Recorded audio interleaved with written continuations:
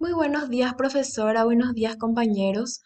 Nosotros somos el grupo número 8 y le estaremos hablando sobre el metabolismo de los xenobióticos. Los integrantes son María Sola Aquino, Bianca Aranda, Nelson Páez, Matías Ramírez y la que le habla Aramisa Mudio.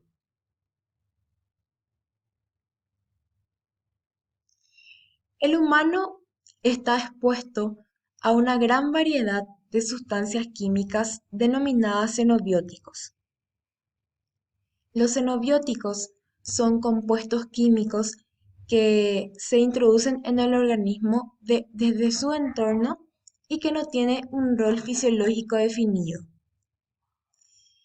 Estas sustancias pueden o no causar daño dependiendo de su concentración y de su transformación en nuestro organismo.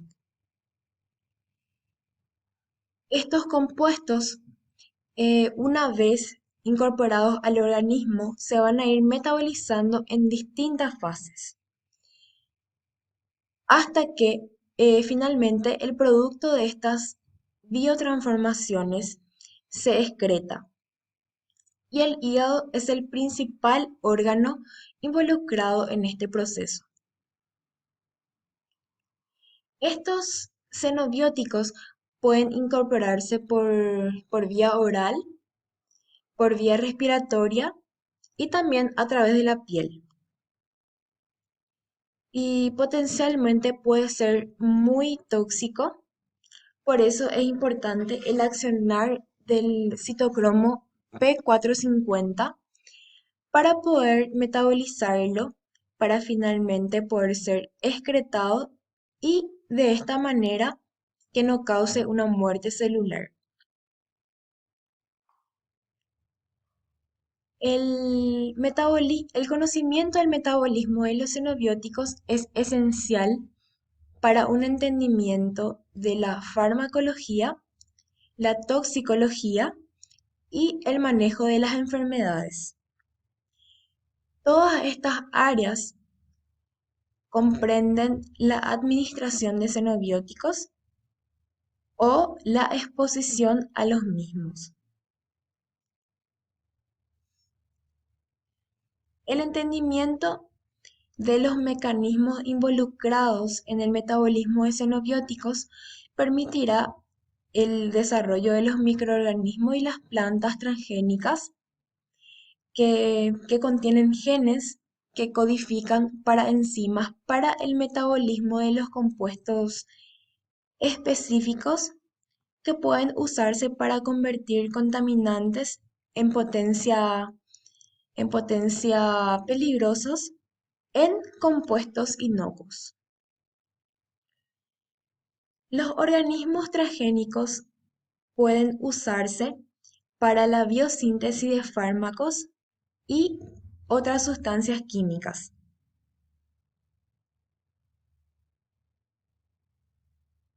Metabolismo de xenobióticos. Las principales clases de xenobióticos de importancia médica son fármacos, como por ejemplo la aspirina, los tranquilizantes, los antibióticos. Después están los carcinógenos, los químicos como el benceno, detergentes, colorantes, blanqueadores, aditivos alimentarios como por ejemplo el edulcorante y los antioxidantes. Y también diversos compuestos que han entrado al ambiente de las personas mediante una vía u otra, como como los bifenilos policlorados, los insecticidas y otros plaguicidas. Casi todos estos compuestos quedan sujetos al metabolismo, principalmente en el hígado. El hígado es el órgano que expresa mayores niveles de enzimas que catalizan reacciones. Se considera que el metabolismo de los xenobióticos es un proceso de detoxificación. Los procesos de eliminación de los xenobióticos consisten en transformarlos en sustancias menos tóxicas. Sin embargo, algunas de estas se potencian. Por ejemplo, la conversión de la piridina en metilpiridina, que es más tóxica. También los hidrocarburos aromáticos policíclicos, al hidroxilarse se transforman en proteínas cancerígenas.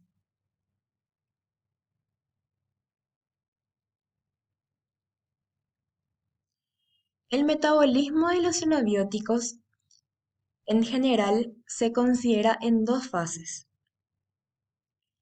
En la fase 1, la principal reacción involucrada es la hidroxilación, que está catalizada principalmente por miembros de una clase de enzima denominadas monooxigenasas o citocromos P450.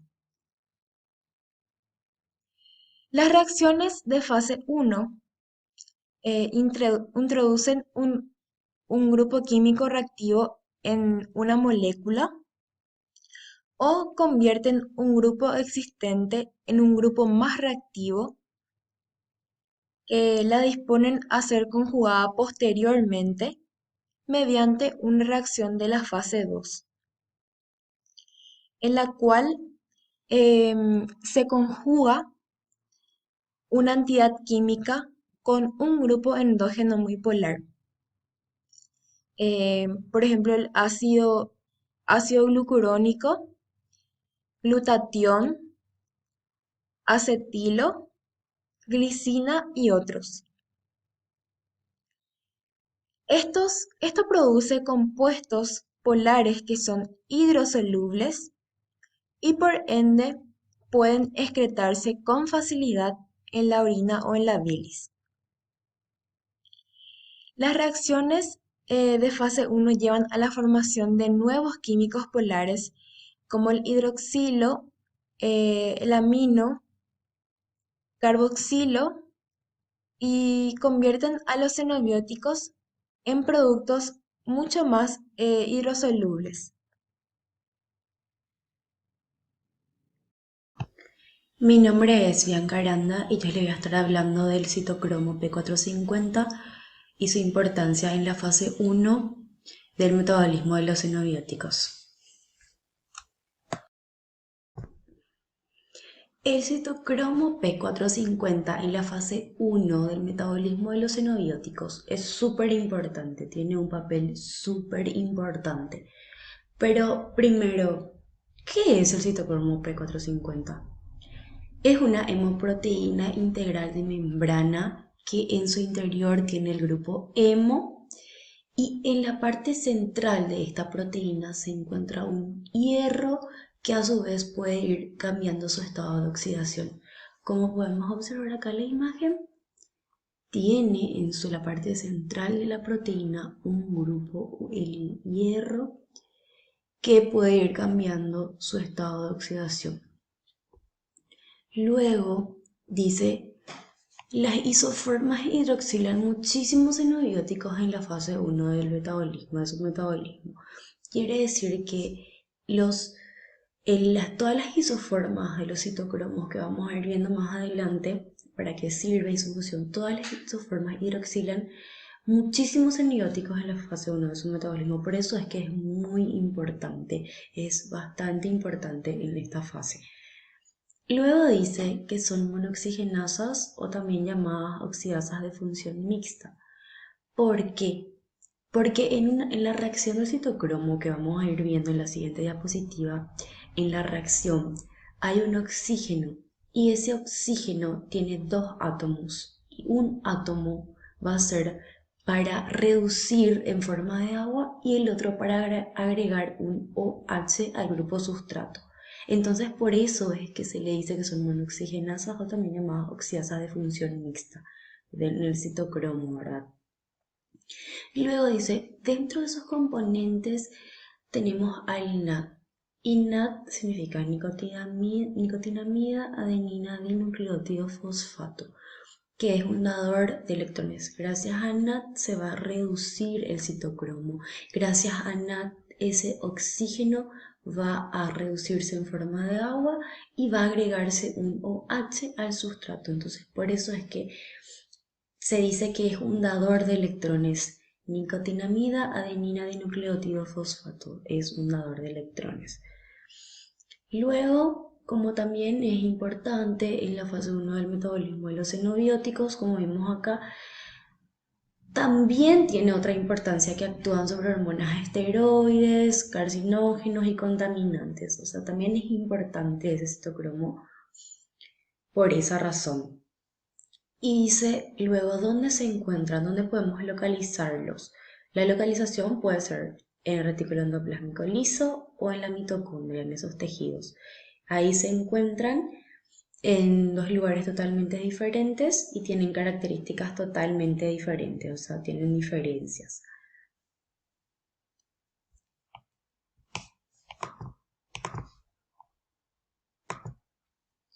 Esta es la reacción catalizada por el citocromo P450. Como le estabas diciendo, acá podemos observar bien la reacción. Se encuentra el NAD, que era un dador de electrones, como le estaba comentando, se encarga de reducir la reacción, es un dador de electrones.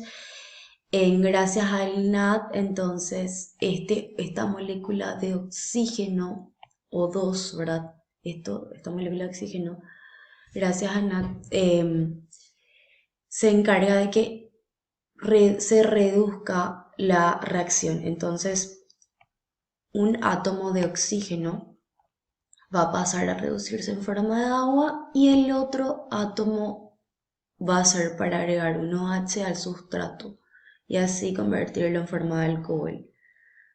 Entonces, por eso es que se llamaban monoxigenasas oxidasas de función mixta, porque este oxígeno, como tiene dos átomos, da uno a reducirse en forma de agua y da el otro para agregar el OH al sustrato y así convertirse en forma del alcohol. Entonces esa es la reacción catalizada por el citocromo P450, que es bastante importante, muy importante. A su forma reducida, cómo pasa a su forma reducida, cómo se reduce, que les estuve hablando bastante sobre eso. Ahora vamos a observar la localización y los componentes. Se puede, como le estaba ya hablando, se puede localizar en el retículo endoplásmico o en la mitocondria. Ambos tienen sus características y tienen algunas diferencias que vamos a ir viendo. Pero acá vemos esta imagen, el citocromo de la proteína, el citocromo P450, y acá en la mitocondria también, en esos dos lugares.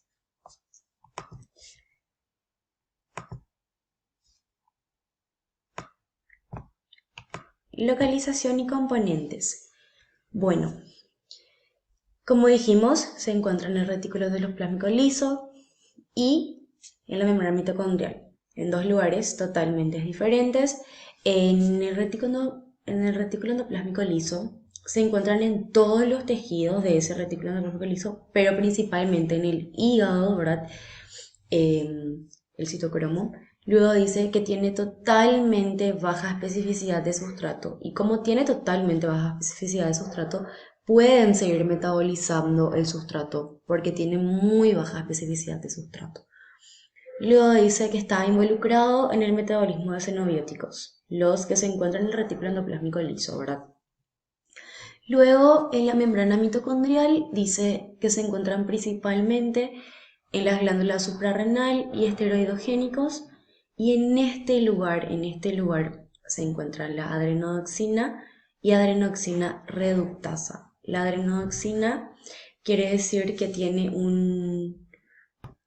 la adrenodoxina es una enzima, ¿verdad? Que se encuentra realmente en las glándulas suprarrenales, que tiene un grupo hierro sulfurados, ¿verdad? Entonces tiene un hierro sulfurado esta enzima.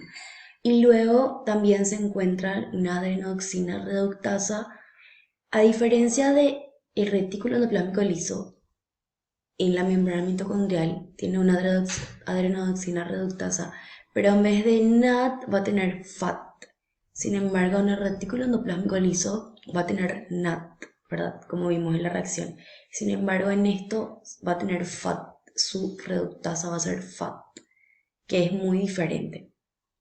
Luego dice que es de especificidad de sustrato muy variable y también están involucrados, a diferencia del retículo endoplasmático liso, que está involucrado, ¿verdad?, en el metabolismo de esteroides, de lo de la membrana mitocondrial. Entonces, acá lo importante es que tiene una especificidad de sustrato muy variable y en el otro muy baja. Entonces, como tiene muy baja en el retículo endoplasmático liso, puede metabolizar nuevamente. Sin embargo, en la membrana mitocondrial ya tiene muy variable el sustrato. Y también que la glándula suprarrenal se encuentra principalmente en la glándula suprarrenal y en esa glándula, justamente ahí en ese lugar se encuentra una enzima, ¿verdad?, que se llama adrenodoxina, que la adrenodoxina tiene un hierro con sulfurado, con azufre, y luego también está la adrenodoxina reductasa, que en vez de usar, ¿verdad?, NAT, como vimos que se usa bastante NAT en todos, acá se usa FAT. En la membrana mitocondrial van a usar FAT, como se usa en la reacción FAT, esa va a ser la reductasa. Y eso es las principales diferencias para ir viendo. Bueno, las familias del citocromo 450, familias CIP. La proteína citocromo P450 es una familia de proteínas presente en toda la escala zoológica, y también están presentes en los humanos, ¿verdad? El citocromo P450 es una proteína producto de un gen CIP. Gracias al gen CIP, ¿verdad?, se produce la proteína de citocromo P450. Gracias a ese gen CIP. Eso es lo que trato de explicar. Que se escriben con letra cursiva. Siempre se escribe con letra cursiva para distinguir el gen de la proteína. Siempre el CIP se suele escribir entonces con letra cursiva. Acá podemos observar este CIP. Siempre se suele escribir con letra cursiva para determinar el gen de esa proteína. Luego dice que en humanos, como podemos ver acá, en humanos hay 57 isoformas divididas en familias y en subfamilias. Entonces en humanos hay 57 isoformas, serían de citocromos P450, que están divididas en familias y luego en subfamilias. Acá le podemos mostrar un ejemplo de cómo es la denominación, ¿verdad? Acá en esta parte, cómo es la denominación, indicando primero este CIP. Este es el CIP acá, ¿verdad?, refiriéndose al nombre de la proteína. Este CIP es el nombre de la proteína. Luego va seguido de un número que indica la familia. La familia es muy importante, porque los citocromos P450 van a pertenecer a la misma familia si ellos tienen un 40% o más de identidad de aminoácidos, de secuencia de aminoácidos. Un 40% o más. Si tienen menos, no van a pertenecer a la misma familia. Entonces tienen que tener un 40% de secuencia de aminoácidos, de identidad de secuencia de aminoácidos para pertenecer a la misma familia. Luego va seguido de una letra, ¿verdad?, que indica la subfamilia. La subfamilia. Bueno, y la subfamilia, para que los citocromos P450 pertenezcan a la misma subfamilia, debe tener 55% de identidad de aminoácidos o más para pertenecer a la misma subfamilia. O si no, no pueden pertenecer. 55% de identidad de secuencia de aminoácidos o más, obviamente, pero a partir de ese número pueden pertenecer los citocromos P450 a la misma subfamilia. Luego está acompañado de un número, ¿verdad?, que pertenece a la isoenzima, acá, isoenzima, y luego está el alelo. La isoenzima va después de la subfamilia y luego otro número que determina el alelo. Entonces, esta sería la nomenclatura. Sí, ¿verdad? Para determinar el gen de la proteína, luego viene la subfamilia, dentro de la subfamilia está la isoenzima y luego está el alelo. Entonces esto es súper importante. Y también saber que en la familia, para que los citocromas P450 pertenezcan a una familia, deben tener 40% o más de identidad de secuencia de aminoácidos y en la subfamilia 55% o más de identidad de secuencia de aminoácidos. Si no tienen ese porcentaje, no van a pertenecer a la misma familia ni subfamilia. Luego está un número, la isoenzima y luego está el alelo. Acá, por ejemplo, podemos observar un cuadro, ¿verdad? Donde vemos distintas familias de citocromos y podemos ver que la familia 1, 2 y 3 pertenecen a enzimas de la biotransformación de los xenobióticos. O sea, acá intervienen enzimas de la biotransformación de los xenobióticos.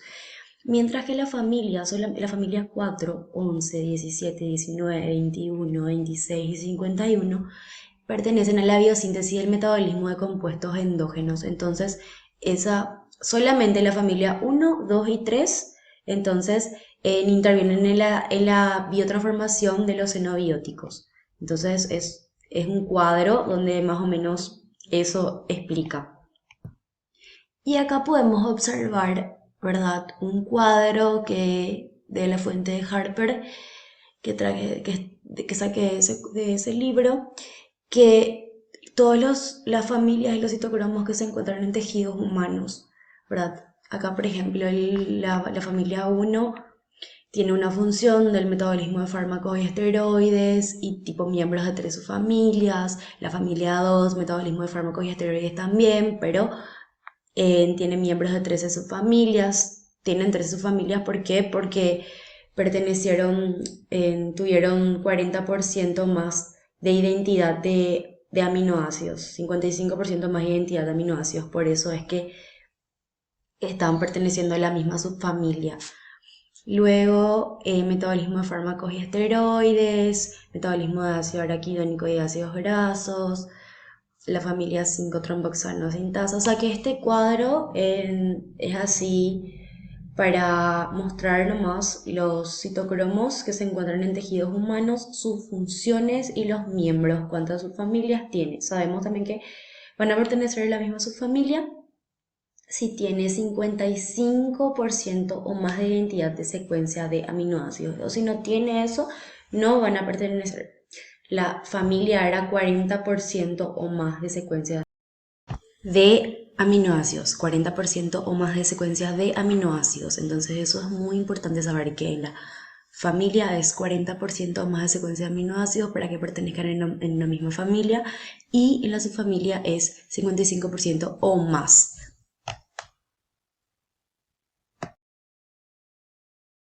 Buenos días compañeros, profesoras, mi nombre es Matías Ramírez y les voy a estar hablando del NADPH que está involucrado en el mecanismo de reacción del citocromo P450. El metabolismo que está mediado por el citocromo P450 es esencial para todo ser humano, porque es el que media la mayoría de las reacciones y la mayoría de las biotransformaciones de los fármacos. Acá, por ejemplo, podemos observar que el citocromo P450 tiene un grupo hemo en el que se encuentra el hierro. El hierro está en su forma más 3.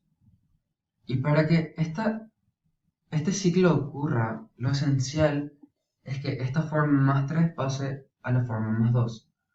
O sea, que el hierro que está en su estado férrico pase a su estado ferroso. Porque es en el grupo hemo en donde se centran todas las reacciones que van a pasar en este ciclo del citocromo. Acá es donde se agrega el sustrato, acá es donde se agrega el oxígeno, Entonces, lo primordial es que pase de su estado férrico a su estado ferroso. Como reacción principal podemos ver que se agrega el sustrato. Ahí es donde actúa esta enzima que se llama citocromo P450 reductasa. Lo que hace esta enzima es quitar un electrón del NADPH y agrega ese electrón al citocromo. Y así es donde el citocromo que estaba en estado férrico pasa en estado ferroso.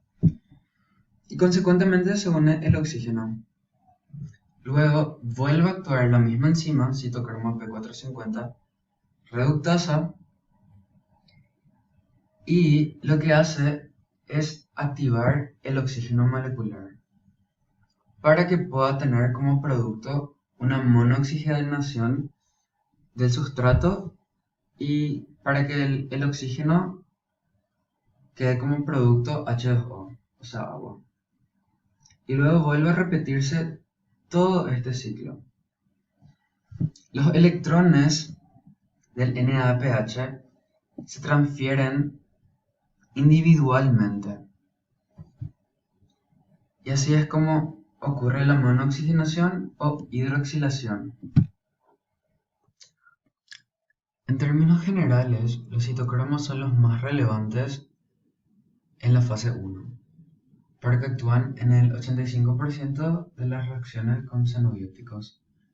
Pero también tenemos que tener en cuenta que en la fase 1 actúan otras enzimas, por ejemplo, la alcohol deshidrogenasa, la aldehído deshidrogenasa, el monoamino deshidrogenasa, que también son importantes, pero actúan con menor frecuencia como el citocromo. Entre estas, la más importante, la que resalta nuestra fuente, es la alcohol deshidrogenasa, que es la cual es responsable por el metabolismo del etanol. Previamente vimos todas las reacciones en las que está involucrado el citocromo. ¿Pero por qué es importante? El citocromo está involucrado en la activación e inactivación de la mayoría de los fármacos. También está relacionado con moléculas reactivas que pueden ser nocivas para el ser humano, porque pueden, por ejemplo, causar carcinosidad y también son encargadas de inhibir o inducir la manera en la que los xenobióticos actúan en nuestro organismo. El citocromo es una molécula muy poliforme. Esto quiere decir que es muy maleable o muy versátil. Este poliformismo puede explicar la gran parte de las variaciones en las respuestas ante los fármacos. Hay un poliformismo que es muy interesante en el que está involucrado el citocromo 2A6 que metaboliza la nicotina. En este citocromo podemos encontrar tres alelos. Uno que es activo, otro que es inactivo y otro que es nulo. En las personas que presentan alelos nulos de este citocromo se han reportado que tienen un metabolismo alterado en la nicotina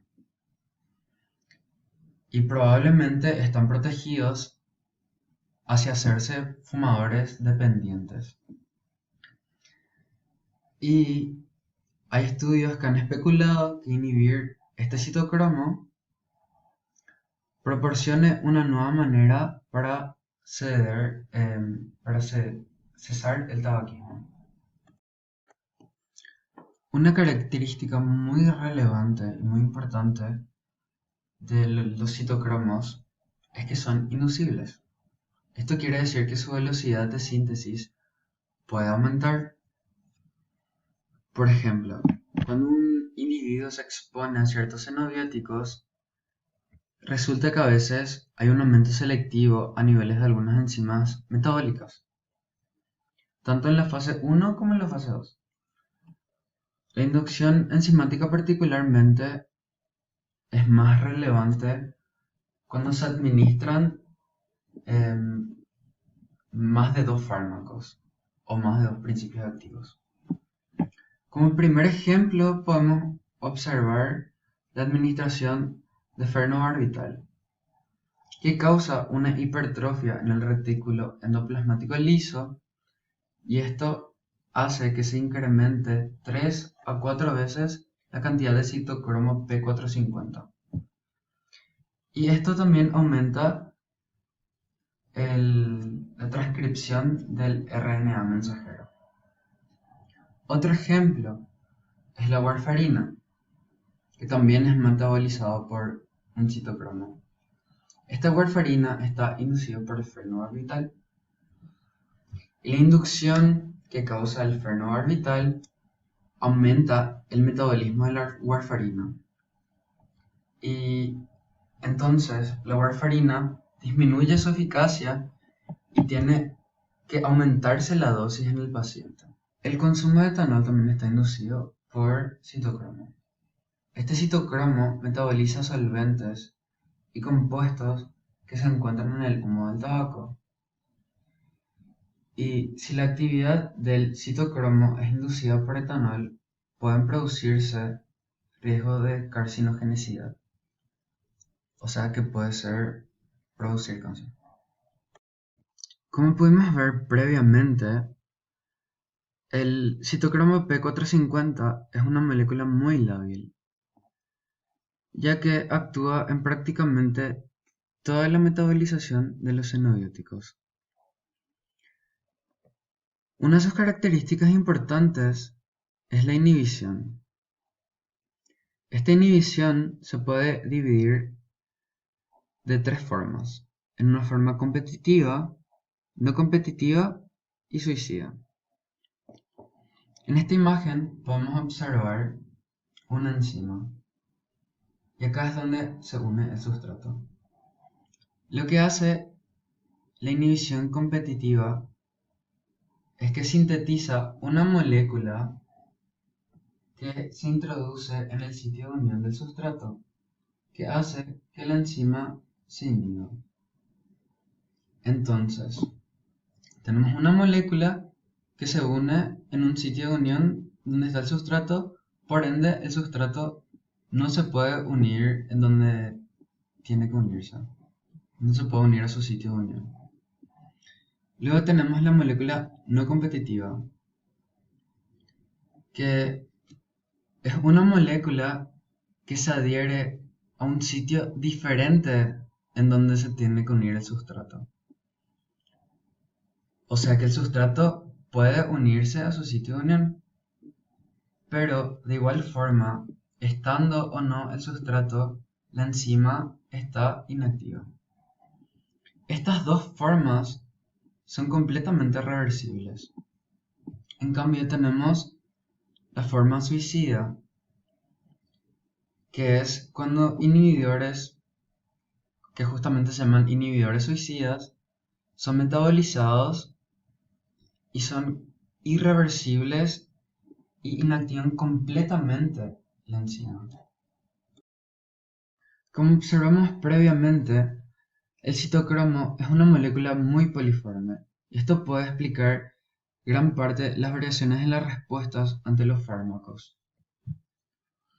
Una de sus características importantes, como ya vimos, es la inhibición.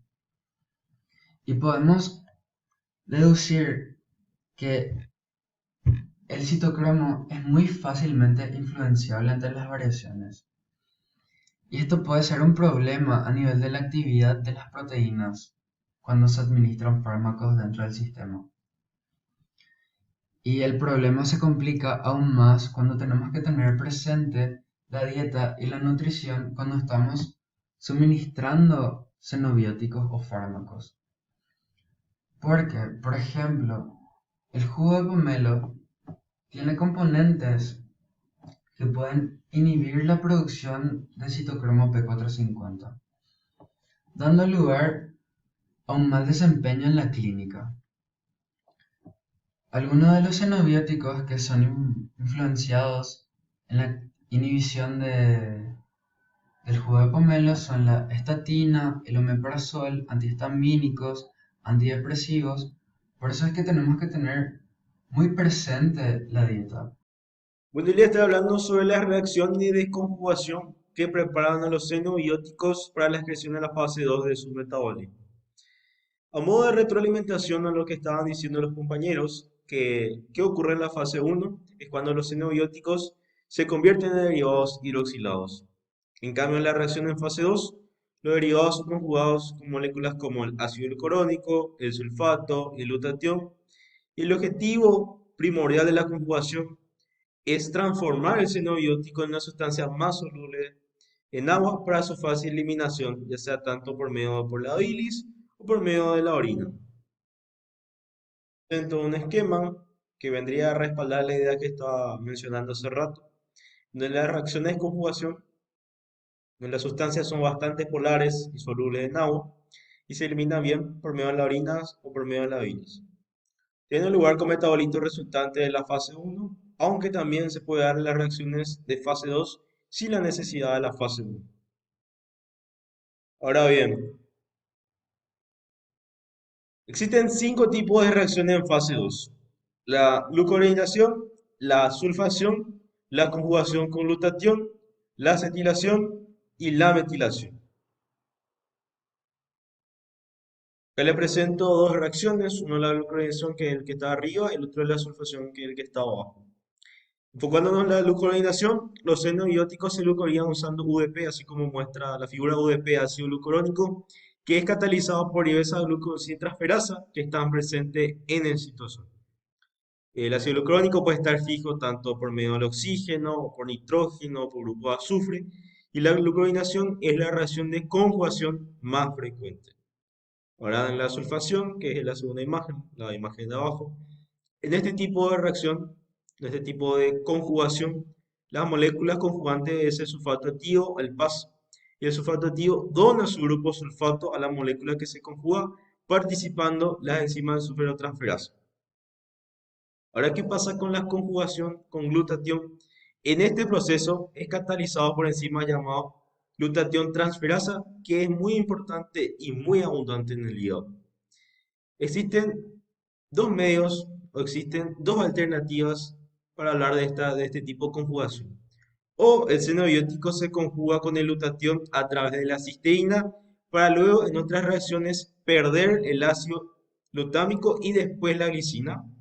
O bien también es que luego de conjugarse con el glutatión se puede excretar directamente por medio de la orina. Otro dato interesante es que el glutatión S-transferasa también se lo puede llamar gliadina. Otra función del glutatión en el metabolismo es que se encuentra implicado también en el transporte de algunos aminoácidos, en especial a través de la membrana de los riñones. Y en la reacción de abajo, la reacción que se encuentra en nuestro libro base, en esta reacción se transfiere aminoácido a través de la membrana. El aminoácido es hidrolizado con el glutamato. El GSH es resintetizado a partir del cistilicina. Y la enzima que cataliza esta reacción es la GCT. Es la que está presente en la membrana plasmática de la célula de los túbulos renales. Ahora, ¿qué pasa con la acetilación y con la metilación? En la acetilación, el proceso se lleva a cabo por la enzima tranacetilasa y las moléculas que se conjugan es la acetil-CoA. Es una pequeña reacción también que está en nuestro libro, en donde X representa un xenobiótico y al igual que para otras reacciones, la acetil-CoA es donante para el acetilo.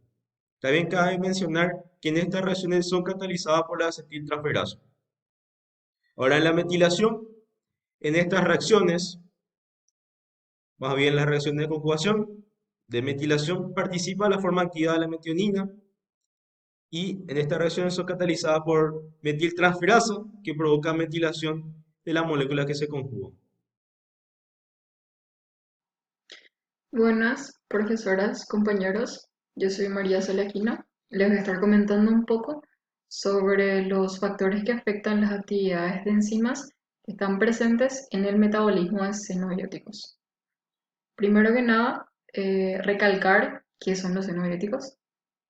Son compuestos que son ajenos o extraños al organismo, que pueden ser tanto naturales como sintéticos. Estas enzimas pueden verse afectadas por estos factores presentes, que serían especies, por ejemplo. Entre una especie y otra no pueden pasarse toxicidad o carcinogenicidad. Están también los factores genéticos, un factor bastante importante. Está la edad y el sexo. La ingesta de algunos xenobióticos puede causar la inducción enzimática también, lo cual es bastante importante saber si es que el individuo, el paciente, estuvo en contacto con estos agentes inductores. Está también que algunos metabolitos, o sea, no algunos, sino que los metabolitos de algunos xenobióticos pueden inhibir la actividad de estas enzimas o estimularlas también. Y están las diversas enfermedades. En este caso, por ejemplo, la cirrosis hepática, que es importante ya que el órgano principal del metabolismo de los xenobióticos es el hígado. Entonces, de esta forma, si hay alguna enfermedad referente, lo que pasa es que las enzimas no pueden actuar de forma correcta, las enzimas de los fármacos. Entonces, lo que se procede a hacer es cambiar la dosificación de los fármacos de estos pacientes con estos trastornos. Les voy a estar hablando un poquito ahora sobre las respuestas a xenobióticos, que pueden incluir efectos farmacológicos, tóxicos, inmunológicos y carcinogénicos. En el esquema de la derecha podemos ver eh, las dos formas de, o sea, cómo pueden transformarse los xenobióticos a partir de la biotransformación. Su forma tóxica, que sería el metabolito reactivo, que tiene otras vías, y su forma no tóxica, que sería el metabolito estable. En este caso, en el esquema de la izquierda, les voy a estar comentando un poco sobre eh, las vías tóxicas de este xenobiótico. Primero que nada, el xenobiótico pasa a ser metabolito reactivo por el citocromo P450 y de ahí puede tener tres vías: la de la lesión celular, la del apteno o la de la mutación. Este metabolito reactivo, en la primera que sería la lesión celular, este metabolito reactivo se une de forma covalente a macromoléculas. Pueden ser también DNA, RNA, lo que causa que, que se forme esta lesión celular o citotoxicidad, lo cual puede ser lo suficientemente grave, se puede agravar, y producir la muerte celular. Un ejemplo sería la respuesta al daño del DNA, que justamente activa el mecanismo de reparación del DNA de la célula. Esto lo que hace es disminuir la cantidad de NAD, que es bastante importante a la hora de la formación de ATP, y puede inducir a esta muerte celular. La siguiente vía sería cuando este metabolito reactivo se une a una proteína, en este caso, y actúa como un apteno. ¿Qué significa esto? Que no puede estimular por sí mismo la producción de anticuerpos.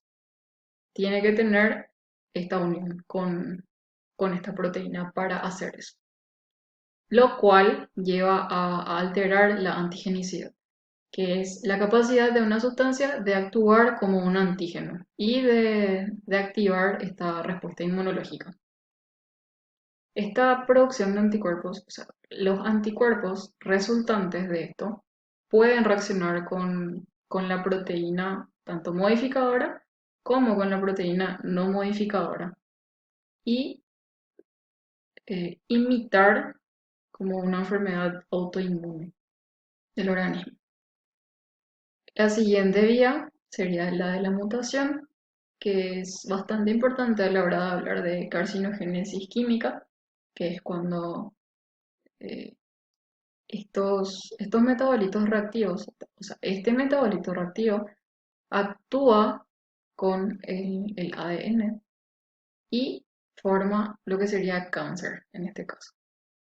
Un ejemplo sería una sustancia química llamada benzoalfapireno que necesita de la previa activación por el citocromo P450 en el retículo endoplásmico para convertirse en carcinogénico. En este caso también podríamos llamarle carcinogénico indirecto, ya que justamente necesita de una previa activación para volverse carcinogénico.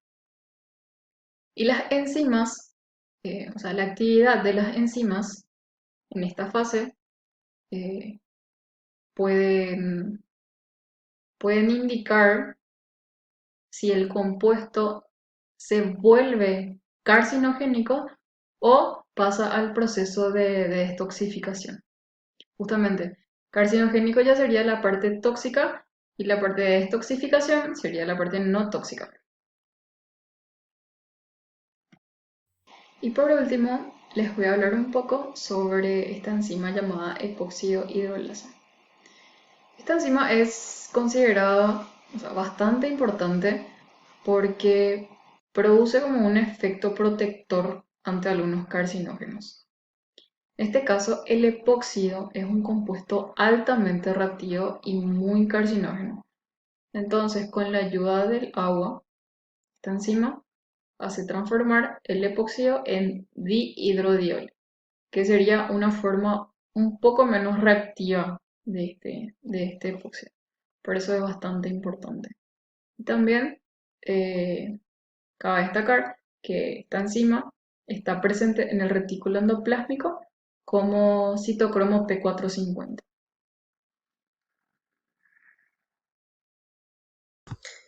En cuanto a la bibliografía, utilizamos estas fuentes para extraer información y así poder concluir el trabajo sobre el metabolismo de los xenobióticos. La primera fuente que utilizamos sería el libro de Harper, la edición número 30, luego el libro de Devlin, la edición número 4, luego usamos una editorial, una fuente de la editorial de la Universidad Nacional de La Plata, ¿verdad? Que habla sobre los procesos biofarmacéuticos y todo lo demás. Y todo esto nos ayudó para poder concluir así el trabajo del metabolismo de los xenobióticos. A modo de conclusión, les presentamos tres preguntas en forma de retroalimentación también, ¿verdad? ¿Qué son los xenobióticos? ¿Cuáles son sus fases? ¿Y qué producen? ¿Qué son los xenobióticos? Los xenobióticos son compuestos químicos extraños al organismo, que puede ser tanto sustancias naturales o sintéticas, que puede ser endógeno o exógeno, y casi todos quedan sujetos a metabolismo, principalmente en el hígado. ¿Cuáles son sus fases? Tenía dos fases, la fase 1 y la fase 2. En la fase 1, en donde la hidroxilación es catalizada por diversas monooxigenasas o citocromo P450, que se encuentra ubicado en el retículo endoplasmático y en mitocondrias. También podemos decir que el NADPH cumple un rol muy importante al ser un donador de electrones en la reacción de citocromo. El citocromo también, que mencionó mucho nuestro compañero, es una molécula muy poliforme. Esto hace que sea fácilmente inducida a interacciones farmacológicas. Todo eso hablando de la fase 1. Pero ¿qué pasa en la fase 2? Las especies hidrolizadas son conjugadas con diversos compuestos hidrofílicos, el ácido glucurónico, el sulfato de glutatión, también los 5 tipos de reacciones que se presentaban en la fase 2. Y la última pregunta que nos hacemos es, ¿qué produce? Simplemente los xenobióticos pueden producir diversos efectos biológicos. Entre ellos puede estar la respuesta farmacológica, la toxicidad, las reacciones inmunológicas y el cáncer. Muchas gracias.